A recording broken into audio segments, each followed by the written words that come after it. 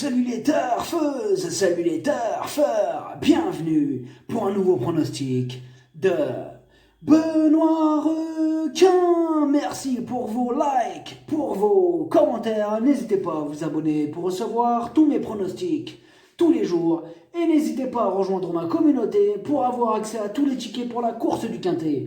Ok, place au pronostic du Quintet du mercredi 16 décembre, direction Paris-Vincennes pour le prix Poitou-Charentes. 3 attelés, 2850 mètres, 16 partants, réunion 1, course 1, indice de confiance 3 sur 5. Je vous aurais mis un petit indice de confiance un petit peu plus élevé, mais Black Jack From, le 11, m'en a un peu dissuadé. En fait, je l'ai écarté de ma sélection et on va voir ça ensemble. Je compte sur vous pour soutenir la douce chaîne Mary Nova et je vous ai mis son logo petit oiseau à la fin de la vidéo. Petit retour sur les quintets du lundi et du mardi. Alors ce lundi c'était de la folie, que des casseurs de tickets à l'arrivée. Et au passage, je souhaite la bienvenue à Yannick Fertillier sur notre liste rouge. Et pour mardi, dans mon pronostic, je vous ai donné le tiercé en 6 chevaux, le quartet en 6 chevaux et le multi, ça fait plaisir. J'espère que vous êtes nombreux à être passés à la caisse. Pour le niveau yo-yo total VIP, on a un joli multi en 4 qui est passé ce mardi à 252 €. Pour les autres tickets multi en 5, etc., je ne vais pas les compter dans le total parce que les tickets sont tout juste à peu près remboursés. Ce mois de décembre, il monte à 4 696 € de gains. On doit battre le record du mois d'octobre et du mois de novembre. Et le niveau qui donne accès à tous mes tickets pour la course du Quintet, c'est le niveau Yo-Yo Total VIP par le bouton rejoindre. N'hésitez pas à rejoindre ma communauté et vous récupérez tous mes tickets dans l'onglet communauté. Ok, c'est parti, on commence le pronostic et on commence avec le numéro 1, Ciel d'Azur. C'est le moins riche de la course, mais il est pétri de qualité, il est en pleine forme et il est confié à Franck Nivard. Il va défendre chèrement ses chances. On écoute Franck Leblanc. Ciel d'Azur est en plein boom, ses jambes ne le font plus souffrir. Il avait gagné un quintet le mois dernier sur plus court, mais l'allongement de la distance ne va pas le déranger. C'est le moins riche du lot, mais pas le moins doué. Comme lors de son succès du 16 novembre, il sera muni d'un bonnet fermé. Le numéro 2, Buy and Buy. Il reste sur 4 échecs consécutifs, mais attention, il est sur la montante. Il va tenter de profiter de ce quintet pour renouer avec les bonnes performances. On écoute Mathieu Varin. Buy and Buy vient d'effectuer une reprise de contact correcte sur la petite piste après un souci. Il est bien monté sur sa course. Je vais essayer de lui retirer l'enraînement au hit. Si c'est concluant, cela peut l'aider pour négocier la montée. Il est capable de trotter une 13-5 sur le parcours. Je m'attends à le voir bien courir. Le numéro 3, Altius Fortis. En 12 courses, seulement 3 fois à l'arrivée et seulement pour des 5e places. Difficile de lui accorder notre confiance dans ces conditions. En cas de défaillance, des chevaux en vue, à la rigueur. On écoute Philippe Marshall. Altius Fortis s'est montré accrocheur et courageux jusqu'au bout en dernier lieu. À 10 ans, il tient toujours une forme et un moral intact. Dans ce quintet, à l'issue d'un parcours à l'économie, il n'est pas incapable d'accrocher une éventuelle 5e place. Par le passé et souvent, il s'est déjà surpassé. Le numéro 4, Charlie Delaunay.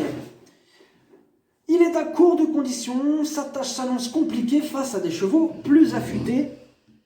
On écoute Laurent-Michel David. Charles Delaunay vient d'effectuer une rentrée à Argentan. Il ne s'est pas mal comporté du tout car il n'est pas droitier. Il a bien travaillé depuis, il est suffisamment prêt pour figurer utilement dans ce quintet. Avec 1 voire 2 parcours supplémentaires dans les jambes, il pourra refaire parler de lui. Le numéro 5, Bonheur de Naï. Il donne toujours son maximum en compétition. Bon, certes, à ce niveau, sa marge se réduit, mais à l'issue d'un bon parcours, c'est loin d'être une impossibilité. On écoute Pascal Godet. Bonheur de Naï a constamment été victime de l'emprise du peloton en dernier lieu. De condition, il est bien. Mercredi, l'engagement reste intéressant. S'il ne rencontre pas de problème de trafic, alors il est capable de disputer l'arrivée d'une telle épreuve. Un jour ou l'autre, ça va finir par sourire. Le numéro 6, Bamour. C'est une grosse rentrée, totalement ferrée, pas revue depuis le mois de juillet. énorme nom. On écoute Mathieu Mottier. Bamour a de nouveau connu des problèmes de santé après sa deuxième place début juillet à Enghien. Après 5 mois d'absence, il va logiquement avoir besoin de courir pour retrouver son meilleur niveau. Certes, il est bien engagé, mais il n'est pas prêt à se mettre en évidence. Vous pouvez l'écarter. Le numéro 7, Comtesse du Clos. Elle vient enfin de renouer avec les bonnes performances. Elle est pieds nus au premier poteau, confirmation en vue. On écoute Mademoiselle Estelle de Sartre. Comtesse du Clos a gagné sûrement à Argentan. Après avoir été arrêtée à la suite d'un petit souci de santé, elle est revenue en bonne condition. David Thomas va la découvrir, mais elle n'est pas compliquée. Généralement, elle donne son cœur sur la piste. Plus il y aura de rythme, plus elle sera à son affaire. Le numéro 8, Berry Félin. La régularité ne fait pas partie de ses principales qualités et comme d'habitude avec lui, ce sera kit ou double. On écoute Pierre-Louis de Sonnette. Berry Félin aurait pu prétendre à la deuxième place en dernier lieu. Il faut le courir à l'économie et on doit subir le déroulement. J'ai choisi cette épreuve par rapport à une autre vendredi prochain. Il est resté en forme, je vais le résiner aux intérieurs et lui remettre les œillères avec un trou. Avec du rythme, il peut faire l'arrivée. Le numéro 9, Altea de Piancourt. Ferré aux 25 mètres, il y a d'autres chevaux qui nous apportent de plus solides garanties. Le numéro 10, Crusoe d'Anama. Entraîné par Jean-Michel Bazir et piloté par le fils, il est en forme et très régulier ces derniers temps. Tous les feux sont au vert. On écoute Jean-Michel Bazir pour le 10. Crusoe d'Anama est irréprochable. Il n'a été devancé que par le bon duel du Gers. À son âge, il encaisse bien les combats. Il a bien récupéré et je n'ai pas hésité à le présenter de façon rapprochée. Il est désormais arrivé dans sa catégorie, mais l'engagement reste favorable. Il a encore une belle carte à jouer. Le numéro 11, Black Jack From, c'est un spécialiste de la disqualification et comme toujours avec lui, ce sera tout ou rien. On écoute Guillaume Gillot. Black Jack From était dans un mauvais jour en dernier lieu. Il s'est rapidement montré fautif. Il est toujours aussi insaisissable. Lors de sa sortie précédente, il s'était montré appliqué pour prendre la deuxième place derrière Kalina. Il ne va pas changer maintenant. Encore une fois, tout sera une question de sagesse. Le numéro 12, Bleu Ciel. Il ne cesse de décevoir. Au second échelon, il va devoir montrer un tout autre visage. On demande à voir. On écoute Jean-Maurice. Bleu Ciel m'a un peu déçu à Bordeaux. Il n'est pas tellement bien parti, puis son driver n'a pas voulu se rapprocher trop tôt. Pour finir, il avait trop de terrain à combler. Avec ses gains, il doit souvent rendre la distance, ce qui n'est pas simple. Mercredi, il sera déféré des postérieurs et plaqué devant. Il a très bien travaillé. Le numéro 13, Cash du Rib. Il a le défaut de ne pas répéter ses bonnes sorties. Totalement ferré et aux 25 mètres, il n'aura pas le droit à l'erreur. Question de feeling. On écoute Jean-Loïc Claude Dersoir. Cash du Rib était déféré des 4 pieds en dernier lieu. Il a répondu à mes attentes. Depuis, il a eu le temps de récupérer et me paraît toujours aussi bien.